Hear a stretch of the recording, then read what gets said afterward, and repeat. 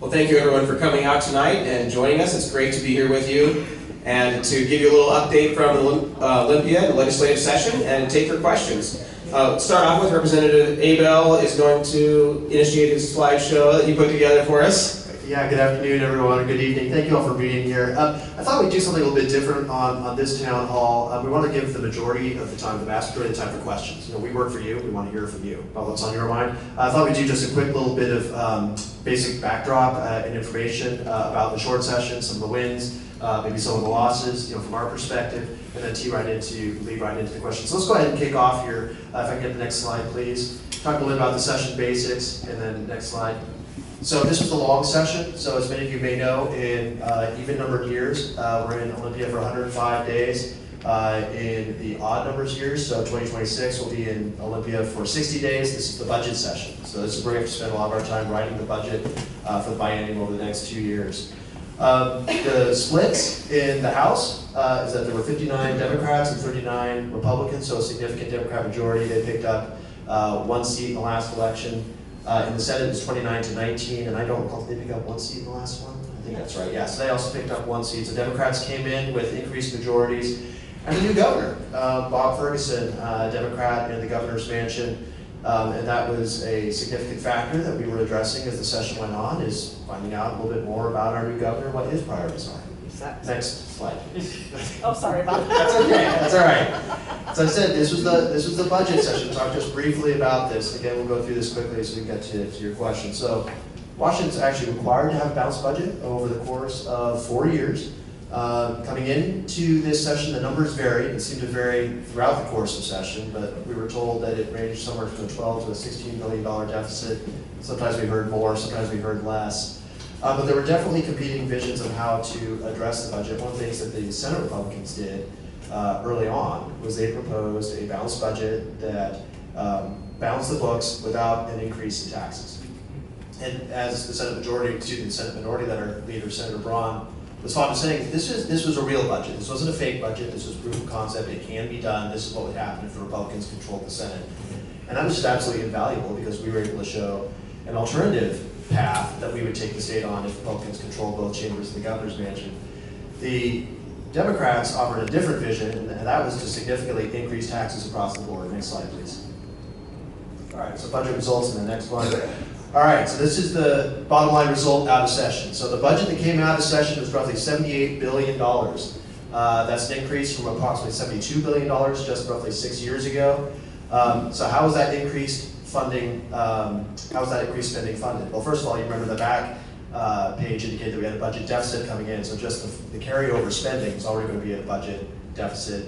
The budget that was approved included significant increase in spending. How was that funded? Well, a variety of different things. One was the increase in gas tax by an additional 6 cents per gallon, and for diesel, 12 cents per gallon. An increase in the B&O tax, an increase in sales tax on a variety of different transactions that had previously not been subject to the sales tax. Increased capital gains tax, increased hunting, fishing license fees, as well as Discover Pass licensing fees. That all told added up to the largest tax increase in Washington State history, unfortunately. So a very significant tax increase. The governor did plan to flag kind of early on in the session. He said he would not sign a budget that included a wealth tax, largely because it was untried by the courts. And then the wealth tax was removed from the final budget. But the Democrats passed every other tax increase that's outlined up there. Next slide, please. All right, so session highlights. Oh, no, go ahead. Yeah. I just want to add on the taxes that in the end, I believe that a disproportionate amount of these taxes are going to be paid by rural and lower income people in our state. And so that's at odds with what the majority party tried to say they were doing. And I think part of it was some of their ideas for how to be going after the wealthier people it fell apart, but it was unfortunate. It is going to be impacting a lot of us in this room. Yeah. Were you talking about the Senate budget? We had, going into session, first of all, it's really good to see everyone. Thank you so much for coming. One of the things before we got into putting a budget together was what was the actual deficit? And by the way, that deficit isn't because of a recession, isn't because of other things. It was because of the continued increased spending over time that exceeded revenue. So it's a real number, it's a real thing, but when we have nonpartisan staff who work with our budget committees, and they're the ones that are responsible for putting those numbers together as we do our work. That number was 7 billion. Still a huge number, right? But what I want to show is, you know, there were discussions of 12 billion, Governor most recently said 16 billion, and the reason you see a lot of those numbers is because they want to continue to increase that spending. So they had to figure out a way to increase the taxes in order to match that spending. I will say that a lot of the things that they want to spend, they have continued to buy in future legislatures. And that was their need for the increased tax revenue. So our budget folks, our lead, Senator Gildon, on the Senate Budget Committee, you know, said, okay, we're going to work with that $7 billion figure. So just to be clear, that didn't include state raises, you know, the bargaining that Governor Inslee did with the state employees, with the unions, and did not include the things that they wanted to fund into the future, right? So that $7 billion figure, real number, you know, from nonpartisan staff. It's not a made-up number, and so the Senate Republicans built that budget, what that would look like based on that number. And I can tell you, it did not increase taxes. It also did not cut programs for vulnerable citizens. You know, it really kept to the core priorities, funding education and the like. We had several things that ours paid for that the Democrat budget did not. Our state's liability, you know, when there's litigation against the state, that's a $500 million price tag that's got to be paid. It's not a, okay, if we want to, it's a need to. So I just wanted to give you a little bit of that going into, because then you start thinking, well, these numbers don't make sense. And even when Governor Ferguson signed the budget, he said, well, you know, we just started with 16 billion. No, we did not. This is very clearly, you know, that they want to continue to increase that spending based on their priorities. And, you know, look, some of the things are well and fine, right? But I think the thing we should do going in to session is to not burden the taxpayers. How can we fund the state's priorities, you know, without creating a burden on the taxpayers? And that, I just wanted you to know that that was our reflection as Senate Republicans going in, so. Yeah, thank you, Shelly. Yeah, because we did hear a lot about, well, where are kind of these numbers coming from? So thank you for that clarification. So again, difficult session with regard to the budget. There were some, what I kind of call highlights, I guess sort of main points. We got some good bills, you know, out of our chambers, some to the governor's desk. Did you want to talk about your Wolf bill? Sure. So along with session, we've got things where we were able to kill bad bills and also got some of our own bills through. The focus of mine, based on the feedback I was hearing at the beginning of session, was on the wolf management and the challenges of the predators on our ranchers, the livestock, and the like, and the importance of keeping, you know, the sheriff's offices and the people, you know, and Jeff Flood in that mix. Very important position. To continue to give citizens, our local folks, you know, a voice, our local ranchers a voice in working with Fish and Wildlife. That was the impetus for the Senate Bill 5343, was essentially to fund his position.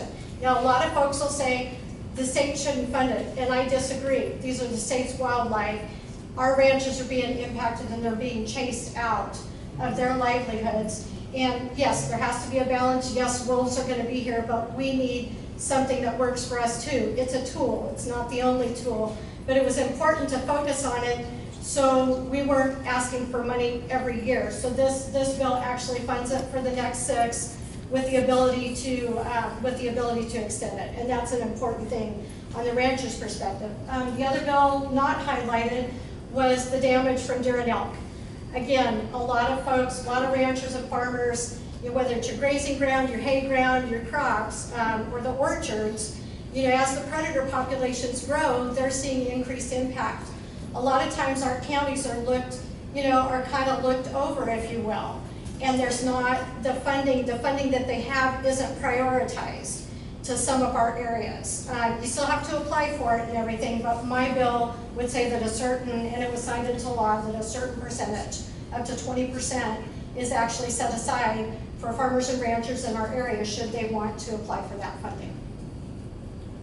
Yeah, thank you, Shelly. That was a really significant, piece of legislation trying to work on the wolf issue. Representative Engell got a bill to the governor's desk on Group B water systems. You want to talk about that briefly? Yeah, so this was a bill that came from Matt Shawns, many of you probably know him, administrator for Tri-County Health. I was at a restaurant shortly before session started, walking by his table, and he's like, "Hey Andrew, it'd be nice if we didn't have to have satellite management agencies overseeing these small water systems." And it kind of piqued my interest. I worked with him throughout the early part of session. We wrote a bill for it. So this was people who want to have up to 9 homes that share a well. It was extremely burdensome because you had to hire this contractor that was often not available, charged a lot of money, and really didn't provide any services for the extremely simple systems, which most of them are. So we wrote a bill that would exempt the requirement for these satellite managed agencies on simple systems. I didn't think it was going to make it because the Department of Health opposed it, and generally the majority party doesn't do anything that the bureaucrats don't like. But I think in this case they really went over the exaggerated complaints about the bill, and I was able to educate the committee chair about how this bill was actually helpful. Worked with Matt Shawns again to try to clarify a lot of these accusations, and we ended up getting to the governor's desk, so that's great. Makes it a lot easier if you want to share, maybe you want to add a house on your property for a family member or sell, share it well, it's going to be good for them. Yeah, that's pretty significant when you are able to get a bill to the governor's desk that the agency is either explicitly or kind of implicitly opposing. So, congratulations, Andrew, on that. So I had a bill that dealt with the composition of the Veterans Affairs Advisory Committee. It ended up dying in the Senate. I still call it a highlight, however, because for me it was really informative about how there's politics in Olympia. It was also a highlight in the sense of the support from the veterans in both caucuses and trying to get a good bill to the governor's desk rather than just any bill to the governor's desk. I'm happy to talk a little bit more about the war stories on that bill in a little bit, but it laid the groundwork, I think, for some positive action in the short session. I will say it was fun talking with Hunter through that. His bill that was supposed to be really non-controversial, easy legislation, and constantly was hitting these obstacles. And it was like from day to day, it was, no, my bill's dead. Oh, it's back. It was really quite fun. There's a lot going back and forth. The team, what I would say, Republicans were able to stop some bad bills. I say Republicans, there were some moderate Democrats and conservative Democrats out there who saw reason as well. We were able to stop what I call the sheriff credentialing bill that would have established a lot of bureaucratic requirements for our candidates for county sheriffs, like a bad bill, an anti-liberty bill. I was glad it was stopped. Proposed 11% sales tax increase on ammo. That did not advance, to my pleasant surprise. We were able to stop that because they raised every other tax, right? I thought for sure they were going to raise this tax. And then the wood stove burning standards. I was there when you got the news that that bill was dead. I didn't know Shelly could do a backflip, but she darn near did it that day. That was pretty cool. The death of the wood stove burning standards. And one other bill that we thought was probably going to pass at the beginning of session was the tripling of the growth rate for property tax. I'm sure a lot of you heard about this. It would have increased your property taxes, and that was something that one of the last days of session we didn't kill the bill, we just changed the bill so that it no longer has that piece in it. There's still some ability for schools to increase the local levy, but they have to go to the voters for approval, and it only applies in the more property-rich districts that ours aren't in. And so that was a major concern a lot of people had. A lot of people still think it passed because the bill number did pass. That part isn't in it anymore. So I'd like to clarify that, because it's really a win for our area that a lot of people here are extremely burdened by property taxes. So on that bill, we set a record, actually you all set a record, 44,000 people signed in opposed to that bill. Tremendous record. Thank you.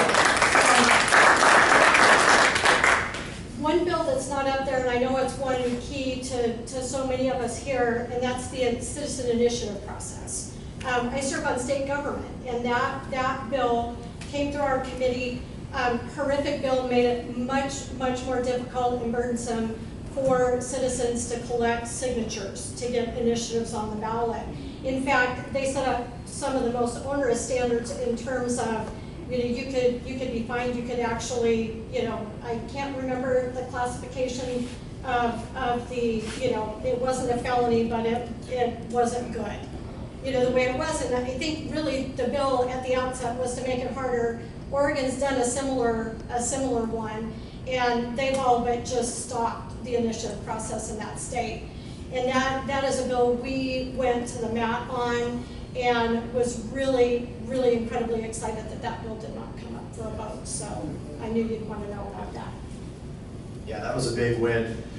Something else that is important for all three of us is something kind of a little bit different than introducing bills or voting on bills. That's just generally advocating for our district and advocating for our constituents. So a lot of it is case agency work, where somebody calls us up and says, hey, I've got a problem with Department of Licensing, or I've got a problem with, fill in the blank. So we try to work on that. We try to assist folks here in our district on that. But we also try to recognize, the constituents in our district who have, major things happen. In this case, former Secretary of Health Mary Shelly passed away, and we were able to work on a House resolution to honor her life and legacy. We also introduced a variety of bills on wolf management, judicial reform, legal person, and others. Next slide, please, Mitch. A couple of quick photos here just to kind of illustrate a little bit of the work that takes place back there. So we had some folks from the district come back and visit, which was wonderful, and Senator Short was able to host us over in the Senate chamber, which was really fantastic. This was a fun one. This was a busload of constituents who came over for a couple of days. Next slide, please. This was the resolution honoring Mary Selecki. So it was co-sponsored by the Speaker, the Deep Reservoir of Goodwill and Respect for Mary there in Olympia, and of course, back here at home as well. Next slide, please. Oh, I had to include this one. This is a great one. So this is Andrew's Group B water bill sign. You want to talk about this for a second? Why you've got 20 kids with you? So my family came with me for the first 3 months of session, and the Group B water bill passed shortly before they went home for the rest of the session. And literally the day before the bill was to be signed, they went home, and the governor's office actually tried to work with us to try to move it up, but they just couldn't get it to work to have the family there for the signing. So I was honestly a little bit disappointed that I was going to be up there by myself with the governor. Everybody else was bringing in their supporters. And so that morning I met with this Log Church Christian Schools, which grade class it was, that came over, and as we're talking, I'm like, hey, have you ever met the governor? Would you like to come to the bill signing? And so we got permission to bring the whole group in, and then made kind of a fun bill signing ceremony. Made for a great, everybody else had 2 or 3 people, you had 20, yeah, 7 districts showed up, it was fantastic. And he really was interactive. You see the human side of people sometimes at Olympia. It was the last bill signing of the day. It's just kind of chaotic when you do bill signings. They got like the stanchion set up, and there's hundreds of people in line waiting, and they're yelling out who's next. And we were last, and he had a little bit more time. He comes in and he says to the kids, I'm pretty new at this. I think I'm supposed to sign this somewhere. You want to show me where? And he had him come over. It was a blast. This was a fun event. So the gentleman to my left there, I'm kind of behind Andrew there. I'm holding his briefcase for this signing. But the gentleman to my left, or I guess my right, is Pastor Anthony Annunzio from the Engell Community Church. He came over and delivered the invocation that day, actually, for the House of Representatives. That was neat. Next slide, please. Family is incredibly important over in Olympia. Your family's living with you for a while. My girls came over, or I went back and forth to see them pretty much constantly. You want to talk about, I'm not sure who's the senator there, right? Who is the senator in that picture? So actually, that's Andrew's oldest, was a page for me, and just had such fun. And the cool thing is he was super shy, but as I saw him throughout session, he attended hearings and he was talking to people, and you could just tell it was so fun. I'd run into him. And it's a great program that really introduces teenagers to the legislative process, and they come over, they work for a week, and they have a paid school. They also deliver errands, they spend time on the floor, so they get to be right in the throes of everything and earn a little money at the same time. And it was just a privilege having him. It was really fun. It really is a great program. I spoke to 3 different classes today at the Colville Junior High School, and encouraged all of them to think about it, because it's hard to get pages to come from this far to Olympia. It's difficult to get there. And so I know Hunter and I both didn't fill up all of our page slots this year. Yeah, this year, hopefully next year. Next slide, please. Of course, family with you. Yep, my family. When the cherry blossoms are in bloom, it's really stunning in that the weather turned out perfect for this photograph, and within 5 minutes, it was pouring down rain. Take advantage of it while you can. Next slide. And I think that's it. I think I should put your contact information for those. Okay. Oh, sure. Okay.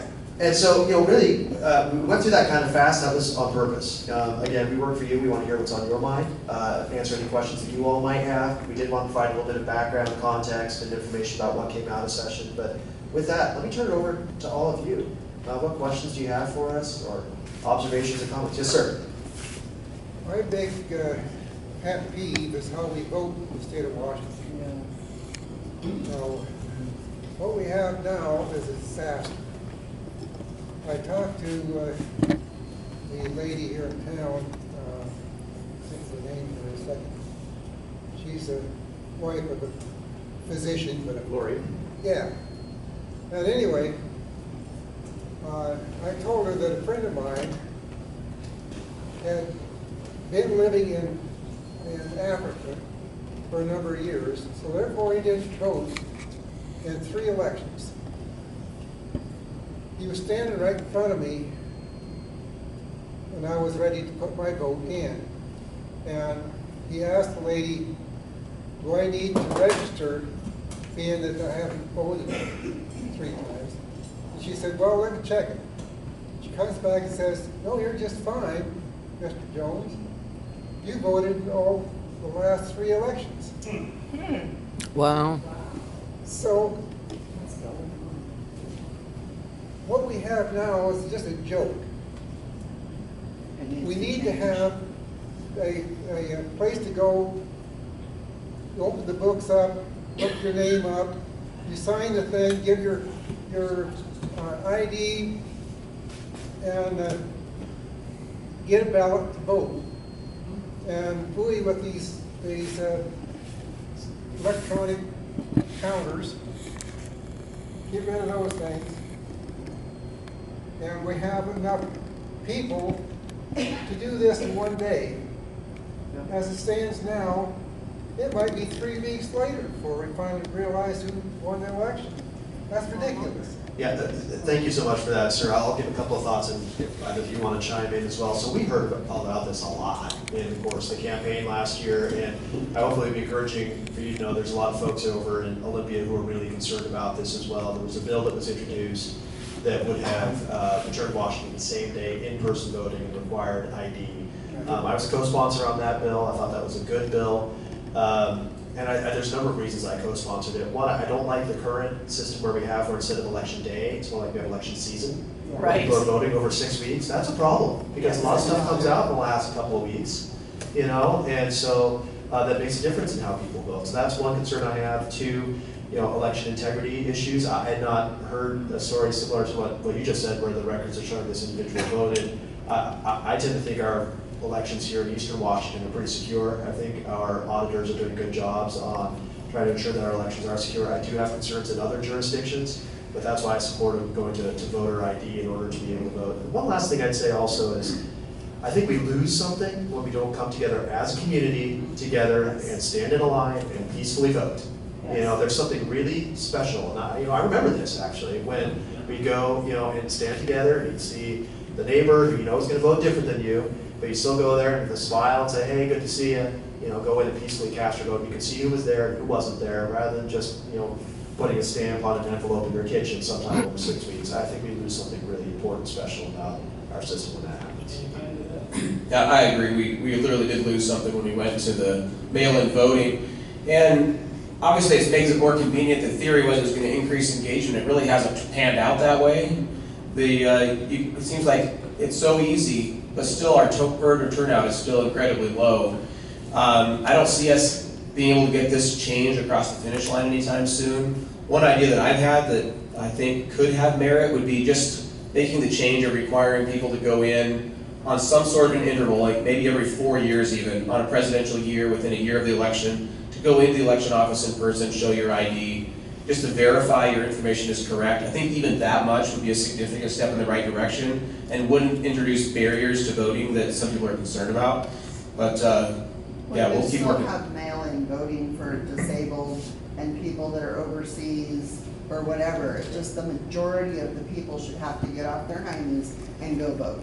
We certainly don't want to make it more difficult to vote, but we need to have some sort of level of accountability and responsibility.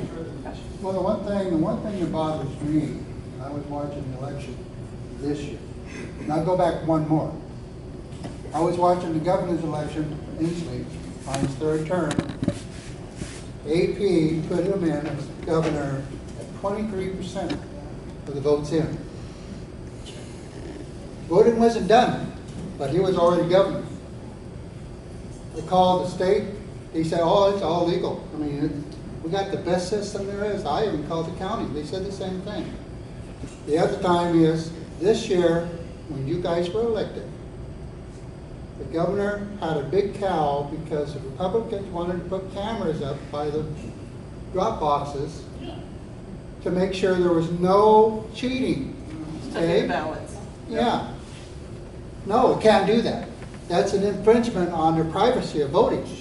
Well, excuse me. When they had the fire in the box. Then they had a fire in box in Vancouver.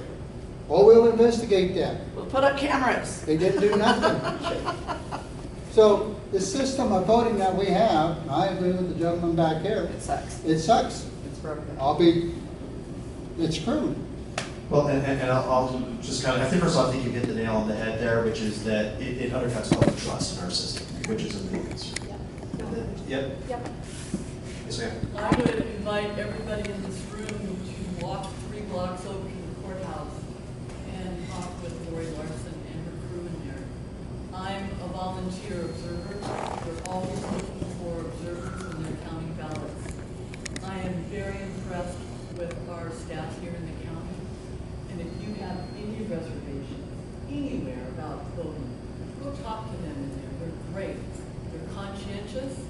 And I believe integrity, they have integrity.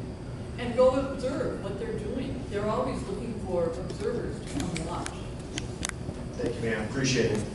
We are going to do it by hand, just so I can keep track of everybody. And try and generally go in the order that I see them. We're going to go, sir, and then ma'am. Yep. I am not famous nor wealthy. I have no power. So specifically, what can I do to help you in your job? Great question. Well, thank you. Thank you. You do actually, as an individual, have that kind of power. We have seen many times where one person ends up making the difference.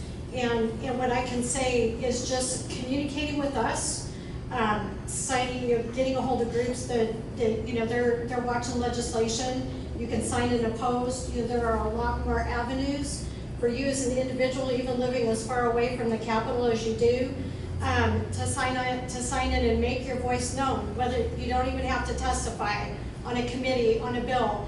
The bill that I mentioned, that property tax bill, 44,000 people signed and opposed, and I can tell you it set Olympia on its heels. It didn't mean they still didn't want the bill, but they knew, and the governor knew, that it was going to be a tough road to hoe. And so just think of every individual just signing in and saying, I'm opposed to this. There are groups locally that they'll watch legislation, or you can talk to our offices to say, is there anything we should be aware of, or something that you may want to express your opinion on. It makes a big difference, and thank you for that question. It makes a big difference. I completely agree. I'd also add, it helps for, it was my first session, Hunter's first session. There's a lot of bills flying around. There's almost 500 of them that passed off the House floor. And I need to find out how many passed out of both chambers and assigned to the governor, but it was a lot. And sometimes it's hard to keep track. So it's definitely good when you're in committee, be able to see who signed in support or opposed, or what emails came in. I'd often get a bill to come up for a vote, and I'd text my assistant, can you look up how many people emailed in about this bill? And it just helps to get that information. Some of these bills we don't have anybody on, right? We have the high profile bills like property tax increases. We have 40,000, and some of them you have nothing. So they all matter. But the other thing is, if you have something that you think we should be aware of that could be a concern in the future, reach out to us now before we go back to Olympia, so that we can go meet with you. Or maybe it's not you. Maybe your daughter works at a hospital and she's telling you something. You're like, we should go know about that, so we can protect it or enhance it. That those are important ways that you can be involved. I'll echo both those comments. One thing I would say is that, everybody's a subject matter expert on something. With whatever your background might be, whatever your life experience has been, if you have an idea for a bill on how to make our state work better, please do let us know. I mean, your Groupie water bill is a great example, right? I mean, by virtue of you hearing from a constituent, you kind of became the subject matter expert in the legislature. Start working on it and getting information. Sometimes it doesn't even take a bill. Sometimes we can secure either an answer or a resolution, and just based on us talking, and then the three of us talking to whatever agency might be involved. So it's, that to me is just the, I tell you, the memories from that are the most memorable. You know, when you can help an individual, a family, a community, where you're just in that right place at the right time to make that difference. Yes, ma'am. And then we'll go center that to you. I have a two-part. Number one, how often can you have a bill presented? I mean, the reason I'm asking is there needs to be something on the mail-in ballot stuff every time. You know, just every time, and it just we need to be bringing more and more people in with it. We just can't wait every 4 years or every 2 years or whatever. We need to be doing that. Then the other part is this gentleman that was asking what you can do to vote and I mean to improve things and stuff. And I will say, true story, vote. Our first dealing with mail-in voting was in Oregon in the 90s. We didn't know anybody. We knew no one. It was Bob, myself, and our son. We got our ballots, we went through the little pamphlets, opened a bottle of wine, and sat and read through everything, and voted. Down at the very bottom, there were slots for people that were running, or just one person was running, or something, and our son laughed and said, let's write in Dad. We knew no one else, no one else. He ended up as like whatever he's doing here, a precinct. We knew no one. We didn't even know our neighbors, you know, yet. And it was just the funniest thing. So 3 votes put him in a position where he knew no one else. No one else even bothered filling it out. So you got to vote. You got to vote. And here to do the voting, you're good. We don't have to worry about Stevens County. We're honest here. It's the rest of the state that's messed up. But can you keep presenting, making sure somebody's working on a reasonable? We've got to do something about it. Great question. Let's take a stab at answering it. Yes, absolutely. So we can continue to introduce bills again in the short session. One thing I discovered is that the bills we introduced in this session are still technically alive in the short session. But part of what we do during these, we call it the interim, these 5-6 months before going back to Olympia, is we kind of rest, recharge, and reload and get back in the fight. So the big thing we do is we try to push and advocate for these bills during the interim. We might consider during the short session introducing some variations on the bills, make them a little bit different. But ultimately, we want to get a bill across the finish line if we can. You know, if we can't, we can't. The numbers just, if they're not there, the numbers aren't there. But we want to try and advance the dialogue, persuade people, you know, move the ball in the right direction. So yes, ma'am, you're absolutely right. You can introduce bills on the subject. Again, 1,000% you're right on the importance of voting. Amen. Yeah, keep saying it. In Multnomah County. Yeah. It's a big county. Okay. Yes, sir. I was just wondering about the Parent Bill of Rights thing. How does that work that they can pass a bill that puts, you know, that destroys basically an initiative that the whole state voted on? I don't get it. Great question. I can start. I guess the way it works, so if you have an initiative to the legislature, which is what that was, which means that you get enough signatures and it goes to the legislature has really 3 choices. They can adopt it, they can send it to people for a vote, or they can propose an alternative and send both to the people for a vote. So the legislature chose to adopt the initiative. When you adopt the initiative, it doesn't actually go to the people for a vote, which means it's not subject to the 2-year restriction on changing it. And so that allowed them this year, only 1 year later, to make substantial changes to the bill. So that's what they're allowed to do. If it had gone to the people for a vote, they would have had to have a supermajority to change it that soon. I think that's kind of generally the process. Senator Short, did you look like you were ready to talk about it? Nope. I was just going to say, he's totally right on that. And really, to be honest, when we saw the thing play out, we really felt that was the way it was going to go. You know, once you started seeing what they did, We were really excited that you know, the Parents' Bill of Rights was going to be adopted by the legislature, but in hindsight, they probably did it that way so they could turn around and change it. And it is unfortunate, and all anybody's ever said is, you know, the parents are the child's first, you know, first educator, first everything. And what they've done really muddies it. And I know there have been a lot of laws that have really set the magic number for, you know, autonomy, if you will, of a teenager is at 13. It's that young. And so every other bill that we've seen that has to do with, you know, any kind of privacy that individual, that young person has, you know, the parents have less and less rights to that information. And look, people would argue, well, we need laws to protect our young people, our kids, when there are bad things that happen. There are already laws on the books that do that. You know, child protective services, things of that nature. Kids are protected that way. But it really, what they won't tell you is what they're really doing is pushing beyond that. You know, beyond you know, their safety, beyond those medical records, into a whole host of other things. So I know obviously we didn't win those arguments. I want you to know that we fought really, really hard against that on the Senate and the House floor. And the bill that was sent to the governor added a lot more things that even the Senate version didn't have. So I don't know if there's, you know, I'm not sure if there's going to be litigation or what, but Andrew's correct. And that's what made it hard for us to actually have any resolution or to fight and to win, because not having that supermajority requirement. One thing I would say is I suspect the Parents' Bill of Rights issue is not over by a long shot. This is something the parents feel passionately about, and so I think we're going to hear a lot more about it. I believe there was, yes ma'am, yes sir, yes ma'am. Oh, actually, I'm sorry, it was you first, and then we'll go to you, and then you, sir. So as of about 4 or 5 years. I'm sorry, sir, just the lady directly. I'm sorry, I'm doing a poor job here. So. Yes ma'am. Okay, as of about 4 or 5 years ago, when you helped change ownership, from that point on, veterans had nowhere to go for urgent care.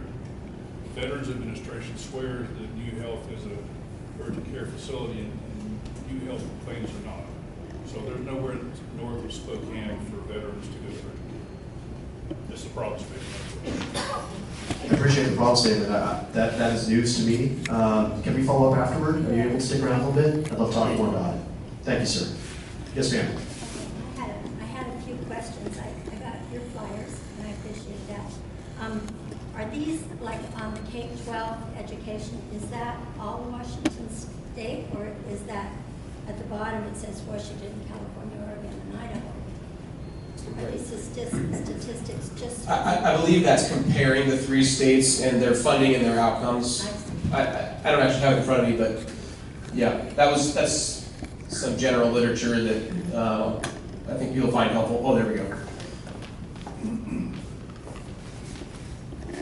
Oh, this is showing the per state spending per student on education. So Washington, 19,500.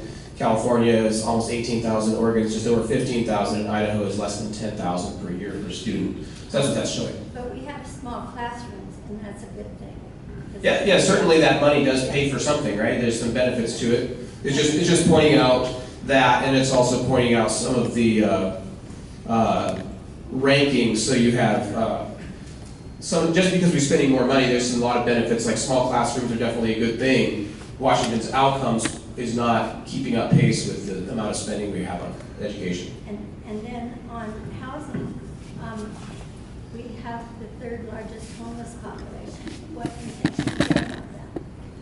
I'd like to hear all 3 of you on that one. Well, it's a very complex thing. So I have some rentals myself for low-income people, and I see that there's a lot of reasons for homelessness. A lot of times it becomes very political, which is unfortunate. You know, you have some people that are homeless have severe mental health issues or substance abuse issues that need some sort of treatment. Some of them are criminals. Most are not, right? So sometimes people lump them all into one category. If our jail was larger, a few of them would be there. Some of them are homeless just because there's not enough housing. Washington is last in the nation when it comes to the housing units per capita. And so there is a severe housing shortage. Now, there's a lot of people who have jobs or working and they're homeless because they can't find anywhere to live.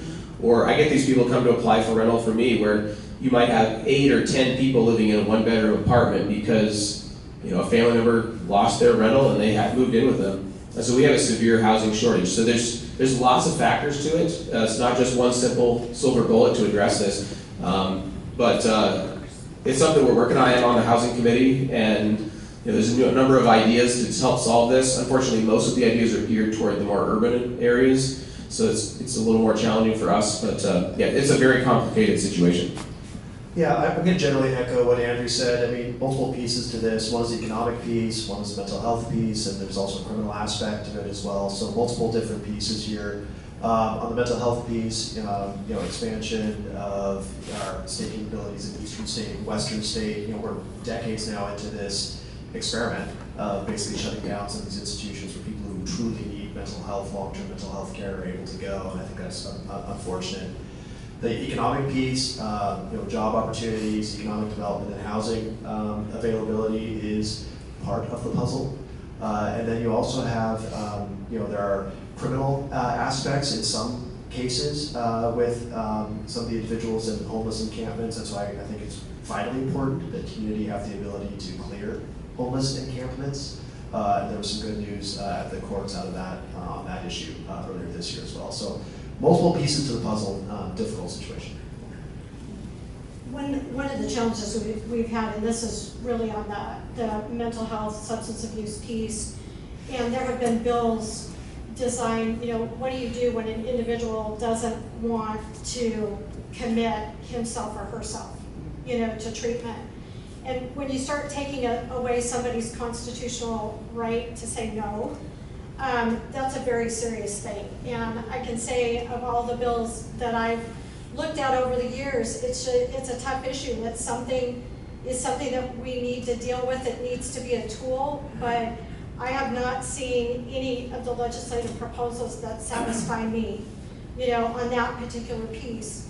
Then I think there are aspects of things I've seen, like in some of our more urban areas where they call them kind of village setups, and really neat places where they have their own home. It's it's very, very small, kind of like a tiny home, but they have access to kind of a community building where basically they can do laundry, they can cook. It's also part of them receiving services as well for whatever's going on in their life. And to be candid, I was really, really impressed with a couple that I've seen. Not every community wants them. And so I think that's part of the challenge too, is whether or not a community wants to accept that they want, whether it's a facility for treatment or a place that they can live. I'll share that some of the challenges that we have with the state, the Eastern and Western State Hospital, and really moving people out maybe before they're even ready to, creates real safety issues in our communities. And so you get a lot of communities not even wanting to say, oh my gosh, I don't want anything. And it's not a not in my backyard. It's really like, how is the community, how is our law enforcement going to be prepared? Should they need to be? Do we have behavioral health services? Do we have the treatment that individual might need to be successful? To be successful in re-entry into society.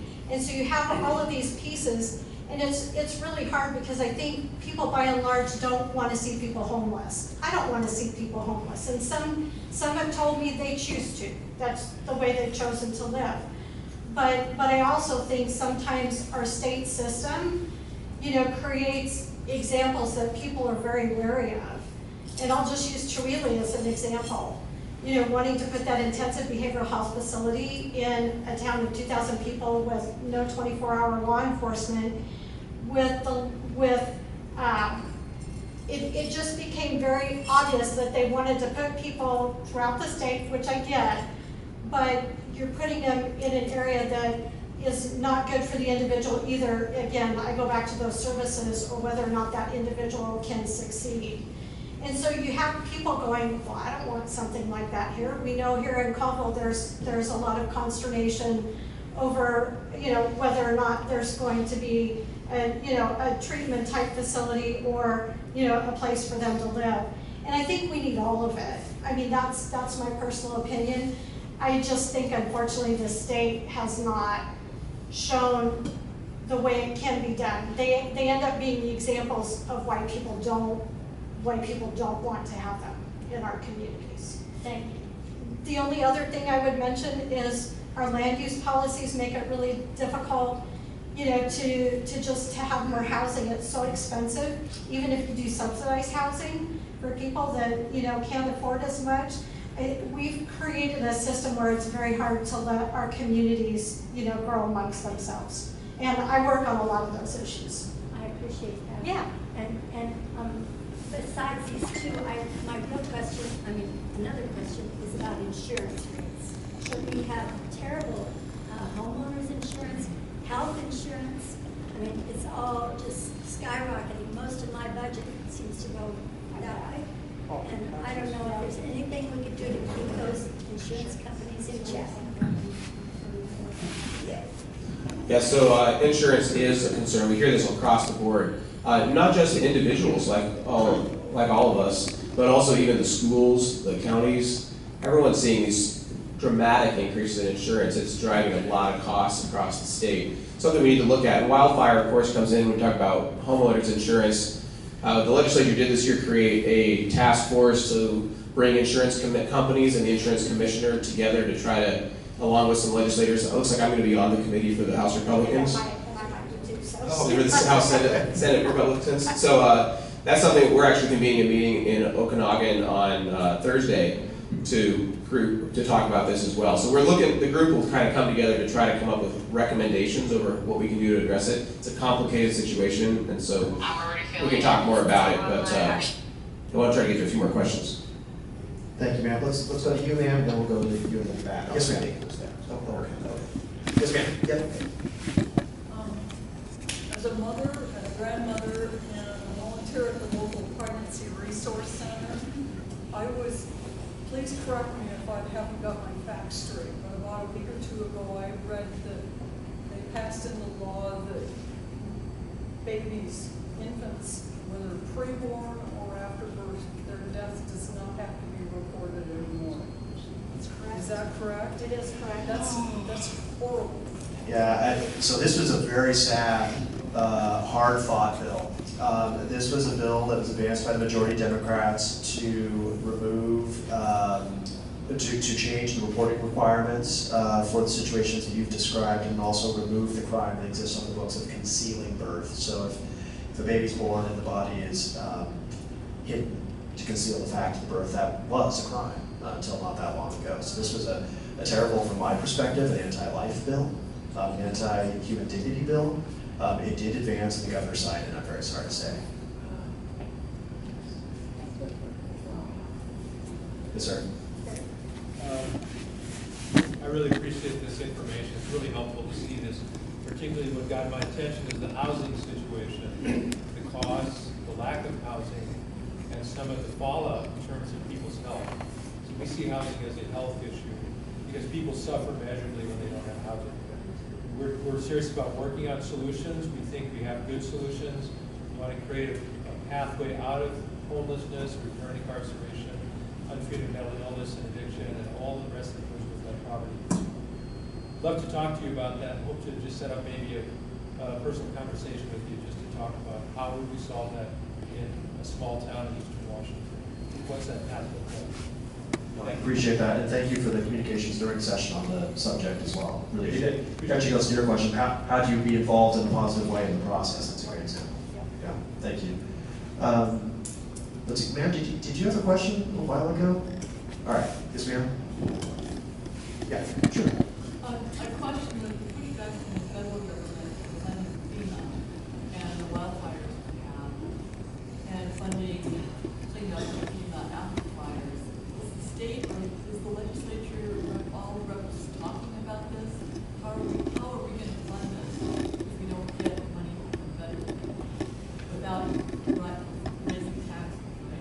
take a stab at it. So the situation with our federal government, of course, is an evolving situation. You know, what the funding situation is going to look like. I don't necessarily have a crystal ball. I don't know what that's going to look like at the end of the day. I do know we spend a lot of time talking, thinking about wildfire prevention and the proper management of our forests. We spend a fair bit of time talking and thinking about trying to ensure that our state employees, our state individuals that are fighting fires have the necessary resources they need, particularly around pre-positioned equipment, which we know is a successful tool in combating wildfires. I've had a number of conversations with our state forester on this issue. He is cautiously optimistic, as much as you can be in a difficult fire situation, that they are prepared, as best they can be. Now, what does I say that? Because fire's scary, right? And it really means something different in our district than any other district in the state.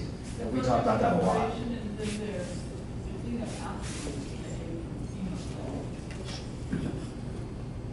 Senator Short probably knows more about this. So first of all, thank you for the service that you and your husband gave to the Forest Service, your years in the agency. I think, so what I have been told, super concerned, was very concerned throughout our state's budget process on, was in contact with the new commissioner of public lands and George Geisler, who was his right-hand person, on all of the firework, because we were seeing that the numbers were going to be cut. So I've also had similar conversations on the federal end, and what they say, now this is kind of a two-part thing, that the wildfire, as far as the employees, isn't going to be touched. Like they're supposed to not impact the firefighting forces themselves. But I think to your question, the impact of that may be on what you do after after the fact, whether it's the bear team, the burned area rehab teams, or FEMA in the case of communities. But I just had conversations the other day. The budgets are far from being done, and I think there's a lot of discussion, and we need to continue to advocate, to make sure that communities all across the United States have access in the case of that, cleanup of wildfires. So stay tuned, but I've been told it's not done yet, so we need to keep doing our work. But thank you. Oh, you, sir, and then we'll go to you. Yes, sir. Her question kind of anticipated mine. I basically have a request of you and all of your colleagues in the legislature from both caucuses, and that's that we petition you as our representatives, we address you, we call you about what our concerns and our fears and our needs are. The state of Washington and the other 49 states need to do the same thing to the federal government. I noticed in Spokane's paper last Friday, if any of you who saw the Spokesman Review, there was an article about our U.S. representatives' vote on the so-called Big and Beautiful bill, and right next to it was a map of Washington that showed county by county the Medicaid enrollment in each county. That's one of the most visible issues or concerns that we as citizens have, but it's just one. It's the wildfire. You say that the people you've spoken to have the optimism, relative assurance perhaps, that the firefighting line isn't going to be cut, but the resources behind them, the logistical and administrative resources, have been hit very heavily. A soldier in the front line in a battle is not all of the Army. There's the supply, there's the medical corps, there's command. There is so much in the federal government, in the agencies, that instead of being surgically looked at with a sensible audit, are just being thrown out the door. Instead of fixing the house, they're burning the damn thing down. And so I'm asking you, and you may have already done some things. I don't want to presume that you haven't been inactive on this, but I'm asking you and your colleagues to actively address the federal government individually and especially as a caucus, Republican and Democrat both, as a state legislature, the House and the Senate, as the state of Washington, talk to those people back east and let them know that we, like the other states, regardless of party, are being affected by what they're doing on a number of levels. The technical center in Gonzaga is a real good example of how they're throwing out the baby with the bathwater. I could go on, but I won't. But I just wanted to raise that issue with you. No, I appreciate you raising it, and it is hard because I have more certainty because, you know, of just being in the legislative session and what happened. And by the way, Medicaid was cut at the state level too by the majority party. What I will say is it's incumbent upon all of us to stay connected. And you're right, mine is a conversation at a point in time, you know, because I shared concerns, whether it's about the Medicaid program or the different things, the wildfire fighting. But we need to continue to stay vigilant. And so, you know, some of the earlier actions that were taken, you know, were at an executive level, not as part of the congressional work that's going on with the budget. And there have been decisions, you know, quick decisions made. But on the Medicaid front, everything I've seen thus far has happened at Washington State. You know, the children's dental was significantly cut by $50 million statewide. There are other things that were cut too that had a Medicaid emphasis with it. So we're watching what the feds are doing too. I will say we have a situation in our state where if you're a Medicaid recipient in Washington and you move to a different state, you're not automatically taken off that previous state's Medicaid rolls. Now, the person's getting Medicaid, they're getting Medicaid from a different state because they've moved. And so a lot of the things that I believe the feds are looking at when it comes to Medicaid funding are those kinds of things, just to make sure that, you know, that there aren't payments going where payments shouldn't. And I can tell you from Washington spends a lot of money on Medicaid payments for individuals who are no longer in the state. Now, that doesn't go to the individual itself, but it goes to the insurance entity that is the one providing the care. And so I want you to know that that is a situation that the state of Washington has been looking at. Because again, you know, Medicaid's important, but we want to make sure that, you know, we continue to review it and make sure that there aren't things that are getting paid that shouldn't. And I believe those are conversations that are going on at the federal level as well. And again, we need to stay engaged. They're a long ways from making that determination of what it's actually going to look like. And I do understand, in talking with other state senators who are more informed than I am, that it's already changed significantly as a result of those conversations. So I don't think we're anywhere clear, you know, what it's going to look like, and it may be a lot less than what they've talked about, but we're engaged. All right, so folks, we mentioned it was going to be about an hour. We want to be respectful of your time. We've got time for one more quick question. I'm going to hang around. Okay, so we're going to hang around after. Just because the formal part ends doesn't mean you got to take off. I'm just letting you know we're running a little bit low on time. So, ma'am, we're going to take you for the last question. Again, happy to stick around and talk if anybody has questions afterward. Yes, ma'am. Well, it's probably something I could research, but I was wondering that state budget figure you had earlier, $72 billion. How much last year? Yeah, $72 billion. Last year's budget. So how much is the federal government putting into our state out of that?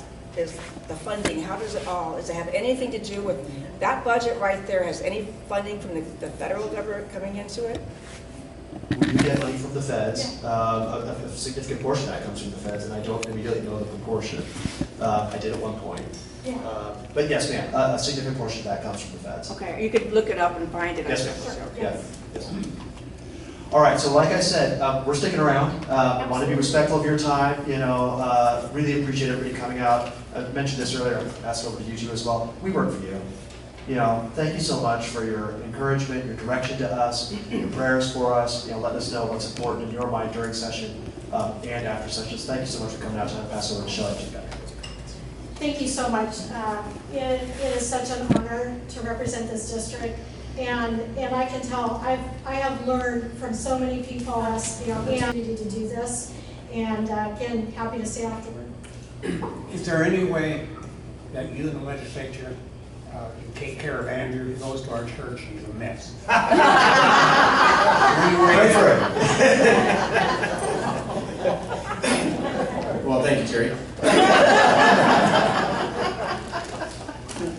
On that note, it's a real honor to work for you. I'll say growing up in the Colville area, never would have thought that I could possibly be your representative. One thing I found in my first year, or first few months, is that the legislature's made up of all sorts of relatively regular people. And so but it's a real honor. It's fascinating. I take it seriously. I've known a lot of you in this room for many, many years. Dr. Bacon was my doctor starting about more than 25 years ago. And anyways, I just want to thank you for the support, sending us to Olympia, giving us the ability to do this. Help us to be effective. I want to reach out anytime. Reasons that you should reach out.